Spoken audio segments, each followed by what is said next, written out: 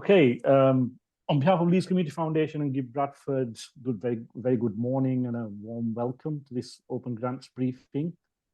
Before we get started, I just wanted to make you guys aware that the session is being recorded and will be shared with people that can't make it today, but also with you guys as well.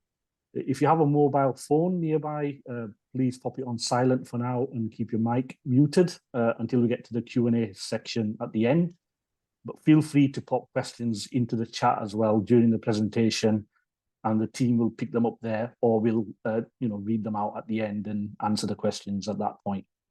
So just starting off with some brief introductions. So I'm Shahid Mulvi, Head of Grants. So I have oversight and overall responsibility for grant making at the foundation. And I also obviously have a small team that works with me. So I'm going to introduce those guys to you. So starting off with Alex Kupis. Hi everyone, morning. I'm Alex Kupis. I'm Senior Programs Officer. Okay, and Laurie. Hey everyone, thanks for joining. I'm Laurie Cummins. I'm a Programs Officer. Caitlin. Hi everyone, I'm Caitlin and I'm Grants Administrator. Jess. Hi everyone, I'm Jess Johnson and I'm Communications Officer. Great, and I'm also really delighted to welcome our very newest member of the staff, Alex Ellis-White. So another Alex. Morning, everyone. I'm Alex Ellis-White, and I've just joined Leeds Community Foundation last week as the new Chief Operating Officer. It's nice to meet you all. Great. Okay, so next slide. Okay, so I'm sure some of you have heard this before, but just going through a bit of background. So Leeds Community Foundation and Give Bradford, we're an independent grant-making organisation, one of 47 community foundations across the country. Taken together as a network, we are basically the fourth largest grant maker in the UK. And if you look at the region, in terms of Yorkshire and Humber, we're the largest independent funder in the region. As you can see from the slide, we gave out just shy of £3.5 million worth of grants last year and supported around 235 organisations. In terms of our model, community foundations tend to have to raise money from all different sources, so that they could be public sector, private, charities, trusts, foundations, and we invest that money through the various grant programs that we run across Leeds and Bradford in order to make a positive change within communities. So as well as the funding, we also provide some additional resources as well and support to help community organisations with the various projects that they run. Increasingly, we've started doing unrestricted funds for organisations and support their core costs, as well as the project costs. For example, through our Leeds Fund and Bradford Fund strategic programmes, we've supported groups directly with their development plans, for example, or ran training workshops and facilitated peer support sessions. This is our shorter revised mission statement and values that underpin all our work. We believe in creating opportunities for everyone through our programs, being inclusive, fair, honest, and transparent. These are some of the values that run through our work. And obviously, in the current climate that we've got, some sections of society are being kind of left behind. We try to give hope through securing funds and working with our donors, partners, and the various community organisations that we fund to create positive change in communities and meet the most pressing needs. Moving on to the application process, it's pretty straightforward to apply to our website. You'll find the fund criteria for the various funds and links to our online application forms on our Open Grants page. There's some exciting changes in the pipeline on this front. We are in the middle of upgrading our grant management system, which should, in theory, make the process of applying easier. We've done some training around the new system already and got some further user testing dates scheduled in for next week for the team and the foundation staff. At some point, we will roll out the new system and you'll be able to see some of the changes. A key one being introduced is the applicant portal, where you'll have your own kind of unique account and login, and you can apply for grants through the portal and upload your supporting documents. We're told that you won't need to keep uploading your supporting information each time that you apply. It'll be there on your account, and you can just go in and update as you need. But it will take a few months before we get to this stage, probably the summer, So do watch out for further announcements on this. And yeah, do make sure that you read the guidance thoroughly, check your eligibility before applying. On our website, you'll find we have an eligibility checker where you can double check if you meet the criteria before you complete your application form. And when it comes to your form, if you can try and be concise, we obviously have word limits on most of the questions. The good news is that you can save your application as a draft and come back to it. You don't need to complete it all in one go. And then obviously once you're ready, you can submit it ahead of the deadline. If you're unclear about anything when completing the form or wish to discuss anything in terms of the content of your proposal with one of the team, then we're always there to help, so you can give us a call. Once you submit, you'll get a confirmation of receipt, and then your form goes for assessment by one of the team. So these are some of the standard criteria that apply across all our programs. Some funds also have their own unique program criteria that you'll also need to meet. But basically, you need to be a not-for-profit organization, a charity, a charitable company, a social enterprise with the following points in place. So we require at least 3 trustees, directors, or management committee members who are independent and unrelated, and none of whom have significant control, more than 50%. You'll need a governing document. So that by that, we mean a constitution or a memorandum of articles of association. That's a document which shows how your group is managed and how the decisions are made. You'll need a bank or building society account in the name of your organization with a minimum of 2 unrelated check signatories. And we'll also need a copy of your accounts over the last 12 months or a record of income and expenditure for your organization, just to show that you've got like a sound plan in place for managing your money. If you're a brand new organization, you'll need to provide a bank statement and maybe an income and expenditure position at that point. If your project also involves work with children, young people, or vulnerable adults, you'll also need to have a safeguarding policy in place. Moving on to decision making, for the vast majority of our funds, we convene independent grant panels to make decisions on the grants. We do the assessments. We don't make the decisions on most of them. We'll present them as assessments to the panel as a set of papers.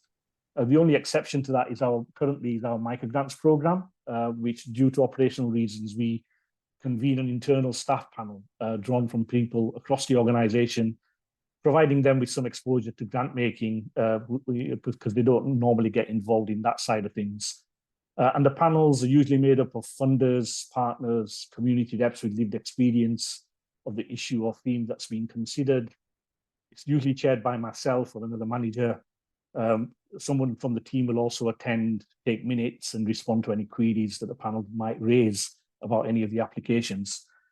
Decisions are taken by majority vote and consensus at the panel, usually provide some feedback on the applications, and this is shared with the applicants when we communicate the decision.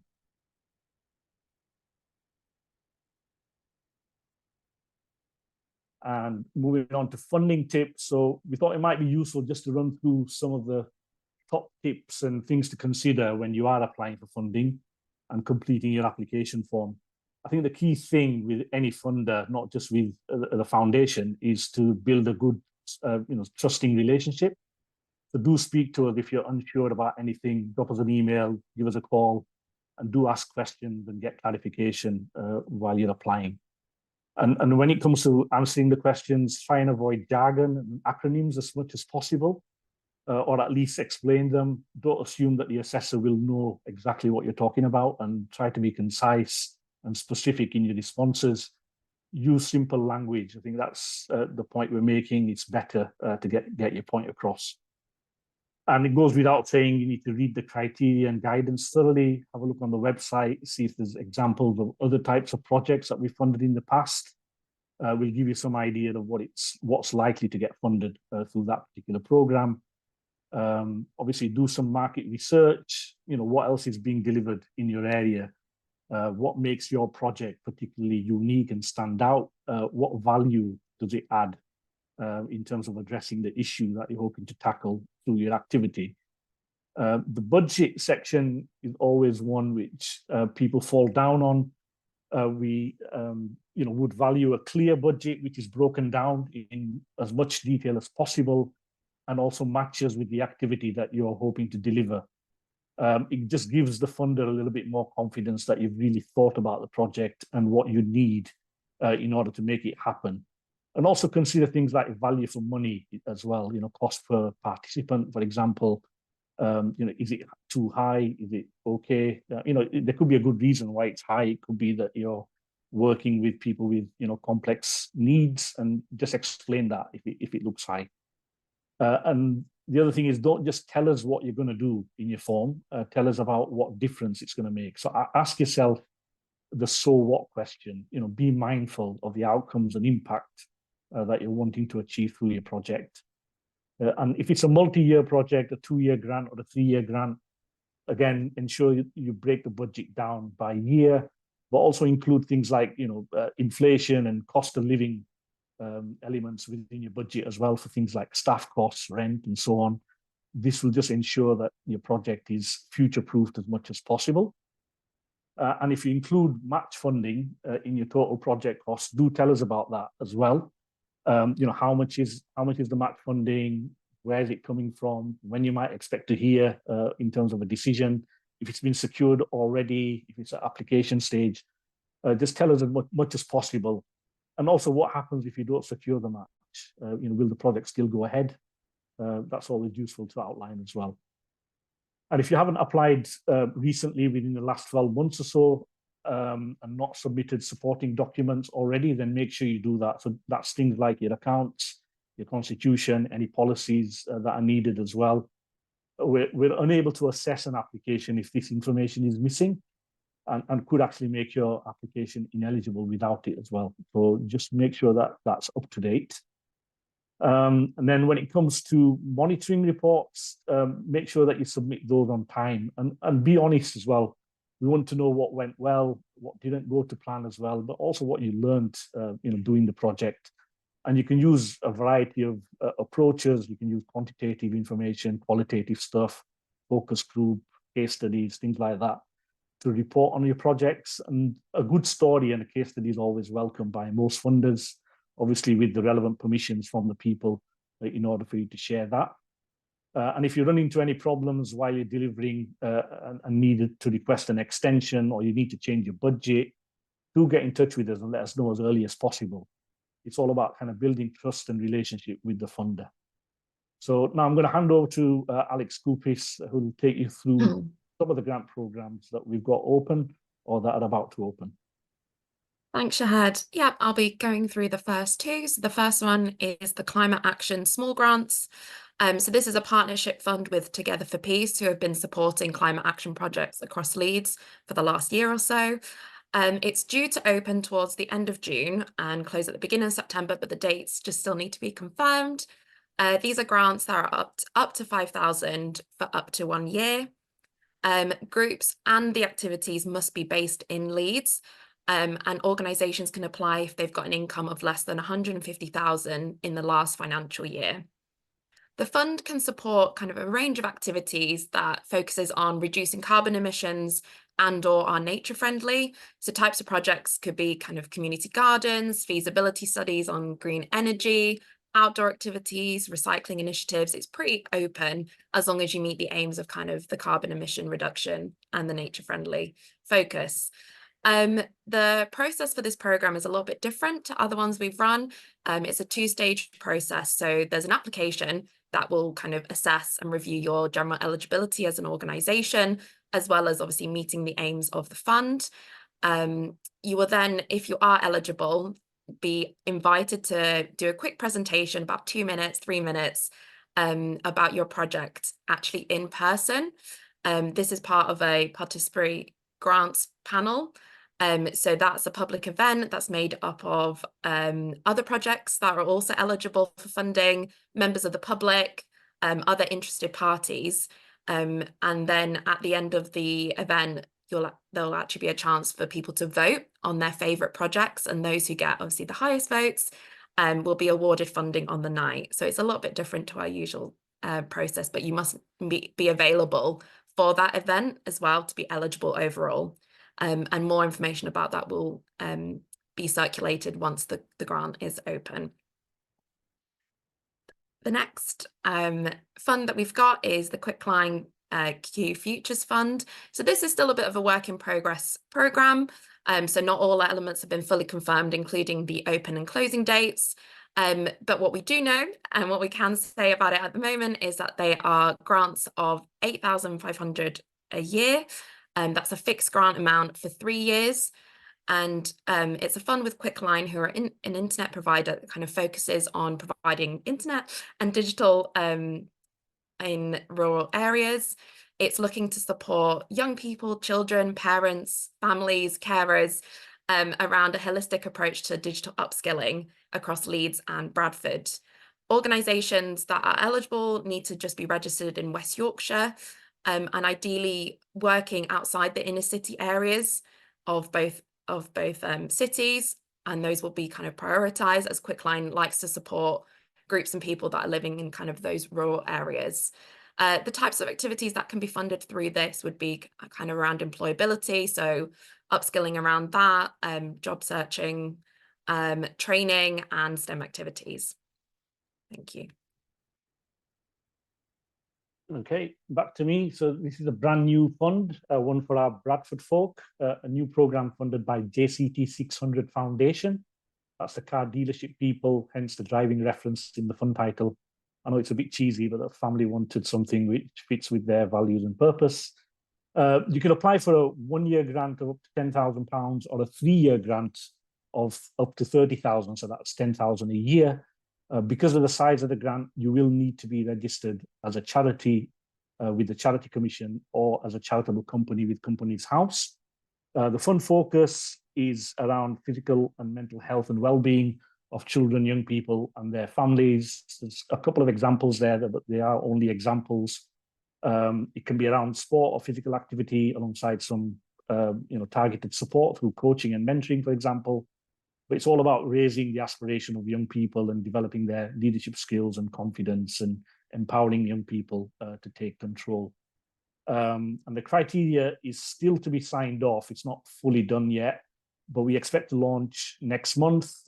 Deadline will be towards the end of August, and the panel will convene in September with decisions going out probably early October. Okay.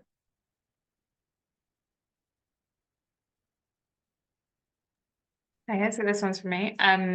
So yeah, the Leeds Digital Inclusion Fund kind of does what it says on the tin. This is a fund for digital inclusion-based activity in Leeds. As it says there, the grant size is up to £10,000, and that's for up to a year of activity. Different timescales are absolutely welcome, as are smaller grants. In fact, the grants will ideally be split between smaller grants for people who are just starting out on their digital inclusion journey as an organisation, and then larger grants for people who want to build on something they've already created, momentum they've already started. It's opening pretty soon on the 5th of June and will be open for just over a month for applications. It says that development and delivery of digital inclusion interventions aimed at etc. The point here is really that it's for really sustainably integrating digital inclusion activity into your everyday work. That's the primary focus of the fund.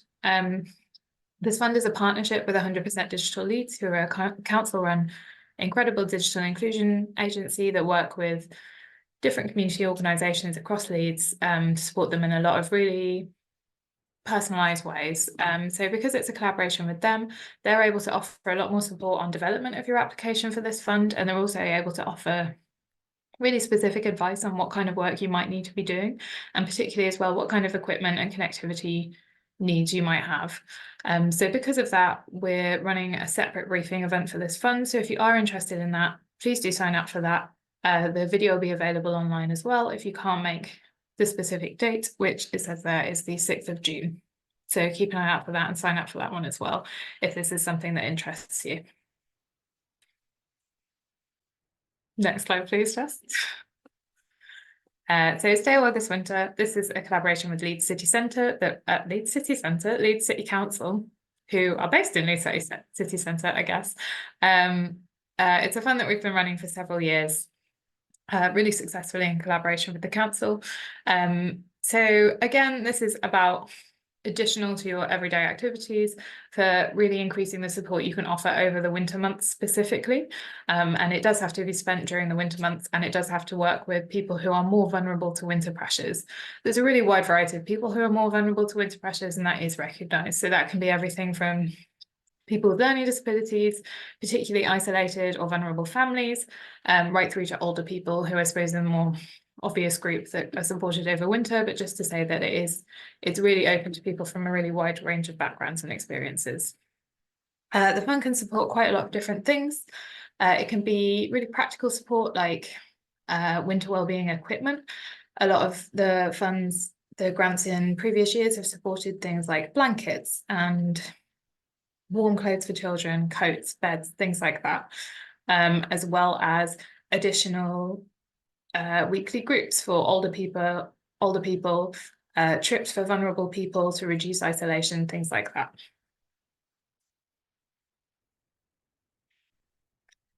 So the Leeds Fund Microgrants, this is a regular programme that we've been running for a while.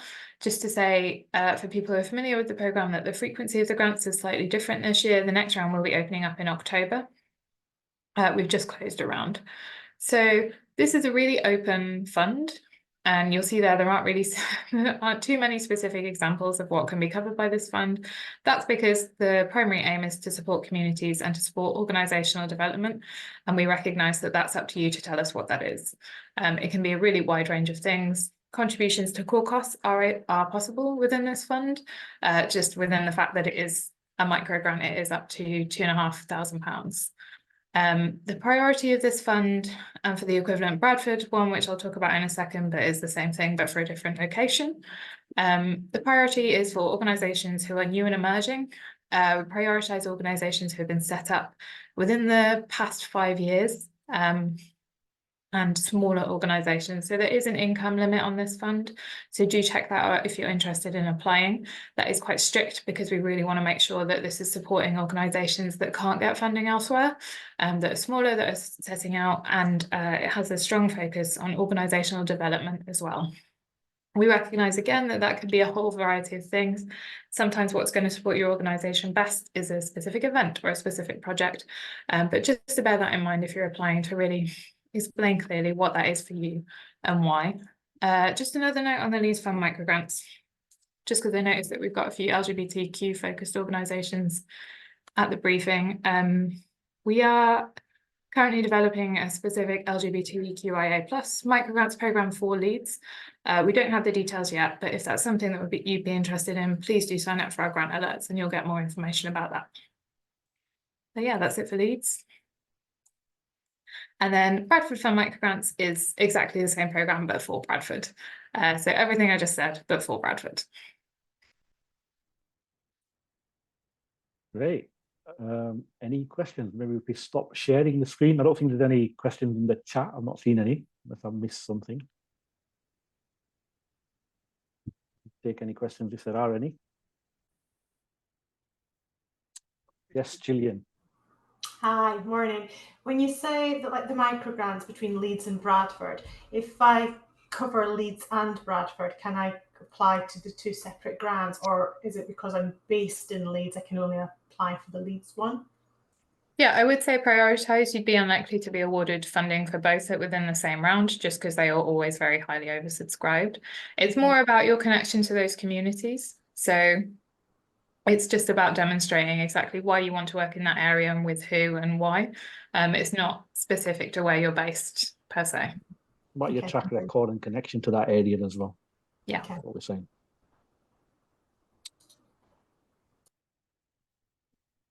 Any more? May I ask a question? Yes, Rachel. I work for Gendered Intelligence. We're a national organisation supporting young transgender people, and we do a lot of work in Leeds. Can we apply for work that's going to happen in Leeds, even though we're a national organisation based in London? Yeah.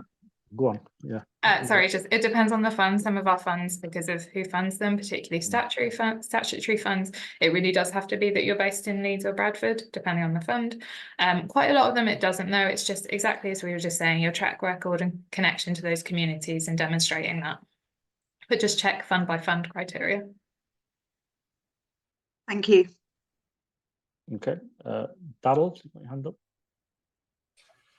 Hi, so I'm just wondering, the Driving Brighter Futures Fund. Yeah. I work on the Premier League Kicks programme at Bradford City, and I'm wondering if that'll be eligible or do we a conflict, because obviously Leeds also run a Premier League Kicks programme. It's going to depend if it fits the criteria. So it's around, the main focus is around mental and physical health and well-being. So I suppose you can use the sport and the activity that you're doing to kind of, you know, help with that particular priority. Then it will be eligible. But obviously I can't comment unless I see the proposal, I suppose, in more detail. But on the face of it, I don't see why not. All right, no problem. But do check the criteria when it comes out, because it'll have other points on there that make sure you're eligible and things like that as well, before you put in. But if you've got questions, do come back to us. Yeah, no problem. Thank you. Okay. All right, Darryl. Anybody else? Hello, could I ask a question, please? It's Amy Harrison. Hi, Amy. Hello, how are you? I'm very sorry, I'm in my good car with putting my camera in. Hi, nice to meet you. Thanks very much. It was really exciting, lots of really good ones.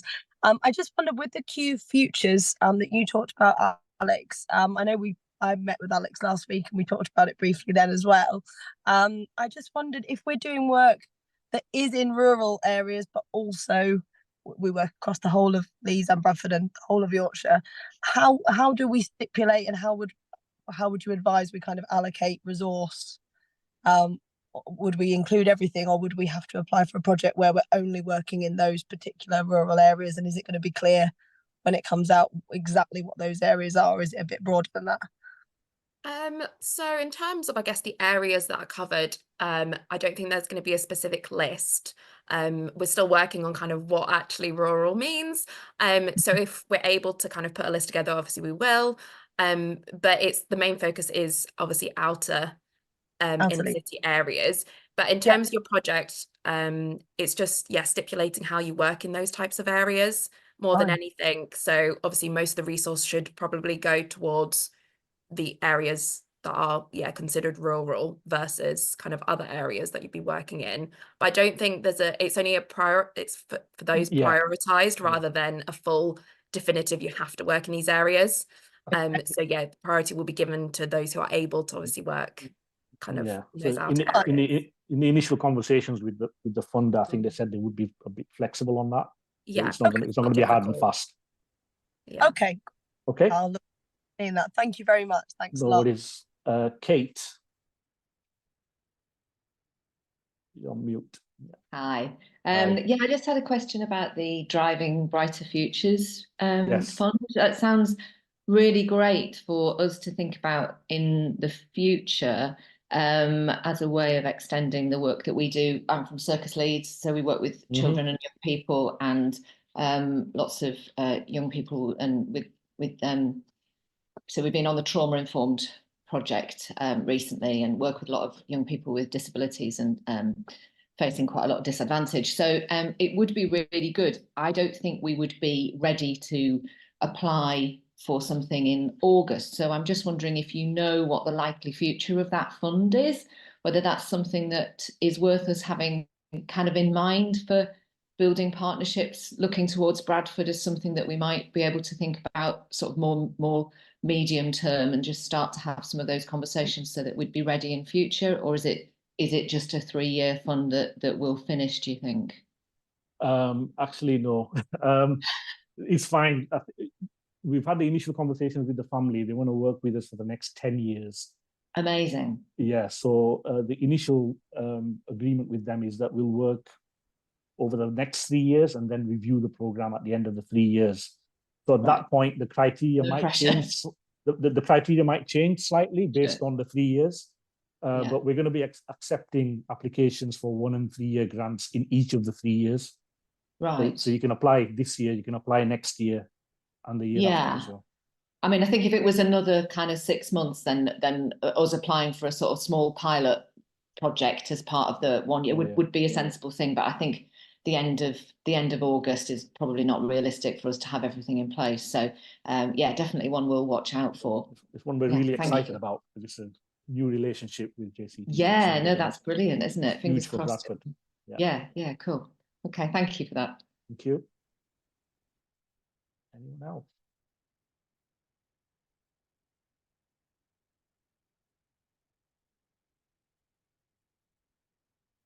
No? Okay. In that case, thanks everybody for attending. We will share the recording and the slides after the presentation as well.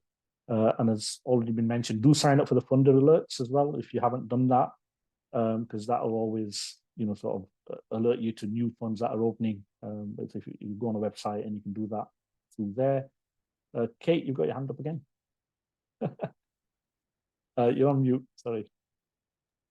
Yeah, sorry. Yeah, I was wondering if you'd be talking about the Pairs Youth Fund today and whether that's coming on stream again, or if that's in development at the moment. Right. It will happen at some point, but we've not quite nailed the criteria and agreed things with the funder just yet. Okay, we'll just watch out for that then. Yeah. Okay, thank you. It will be happening at some point.